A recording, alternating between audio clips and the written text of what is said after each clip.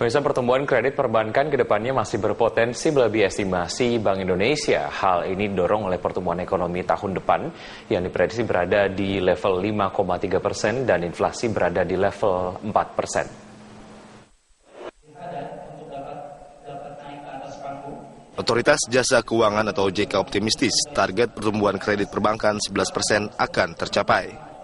OJK melihat tren pertumbuhan kredit bank buku 1 dan 4 justru tinggi meski di tengah gejolak ekonomi.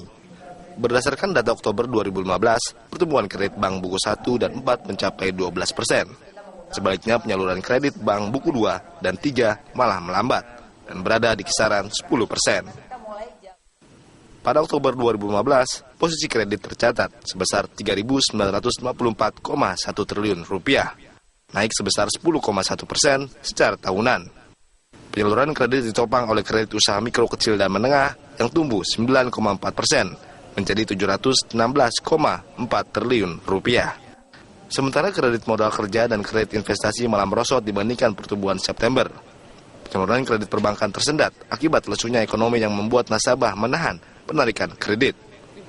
Malah lebih bagus dari periode sebelumnya ya, tapi memang buku 2 dan buku 4 buku yang di tengah itu buku 2 dan buku 3 ya agak lebih turun sedikit. Tapi intinya kira-kira seperti itu dulu, bahwa pertumbuhan kredit buku 1 dan buku 4 lebih tinggi dari pertumbuhan buku 2 dan buku 3 dulu ya. Mudah-mudahan target 11 ya bisa kita capai. Potensi kenaikan kredit ini disebabkan karena program pembangunan infrastruktur pemerintah dan adanya penurunan giro wajib minimum yang menunjukkan potensi penurunan suku bunga kredit perbankan semakin besar. Direktur Utama Bank Rakyat Indonesia Asma Wissa menilai dengan adanya penurunan giro wajib minimum sebesar 7,5% membuat laju pertumbuhan kredit UMKM naik sebesar 3%.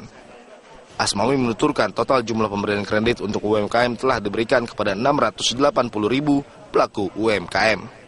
Iya, secara keseluruhan ada ya.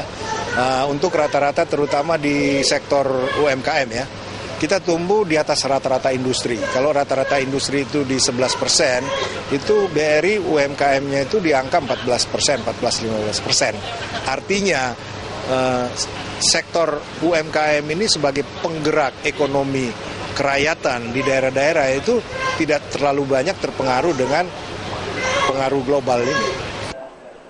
Asmawi menambahkan, pihaknya mengapresiasi langkah kebijakan pemerintah terkait penurunan giro wajib minimum.